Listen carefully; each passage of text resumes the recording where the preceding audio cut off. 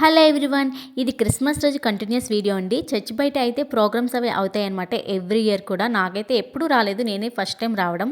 ఇంకా పిల్లలందరూ కూడా డ్యాన్స్లు అయితే వేస్తారు. ఫస్ట్ మేమైతే బయట అయితే గుడారాలు అవి పెట్టారు, దానికి లైటింగ్స్ అవి పెట్టి మళ్ళీ లోపలైతే దేవుణ్ణి అవి డెకరేట్ చేసి పెట్టారనమాట. చాలా బాగుంది. ఇంకా తర్వాత అయితే బయటకు వచ్చి కూర్చున్నాం ప్రోగ్రామ్ దగ్గర. డ్యాన్స్ అంటే చాలు జదిచే పాపని ఆపడం అయితే చాలా కష్టం. నేనైతే డ్యాన్స్ వేస్తా అని స్టేజ్ అయితే ఎక్కేసింది, దాన్ని ఎవరు పిలవలేదు కూడానా. దానికి సినిమా పాటలు తప్ప ఏమీ తెలియవు, అక్కడ దేవుడి సాంగ్స్ తప్ప ఏమీ వేయట్లేదు డ్యాన్సులు. ఇంకా దానికి అర్థం కాకపోయినా సరే మ్యూజిక్ ఉంటే చాలు కదా, తెగ గెంతేస్తుంది. అక్కడ వేస్తున్న అక్కల్ని అన్నయ్యలు చూసి చాలా చాలా బాగా వేసింది. వాళ్ళు వేస్తున్నట్టుగా డిటోలా దింపడానికి అయితే ట్రై చేసింది. నేనైతే చాలా ప్రౌడ్గా ఫీల్ అయ్యాను. పిల్లల్లో అయితే ఏదో ఒక టాలెంట్ ఉంటుంది. యాజ్ ఎ పేరెంట్గా మనమే గుర్తించాలి వాళ్ళని. ఇంకా తర్వాత అయితే ఎంత డ్యాన్స్ వేస్తుందంటే ఆపమన్నా ఆపట్లేదు. కంటిన్యూస్గా 2 hours నుంచి డ్యాన్స్ వేస్తూనే ఉంటుందన్నమాట.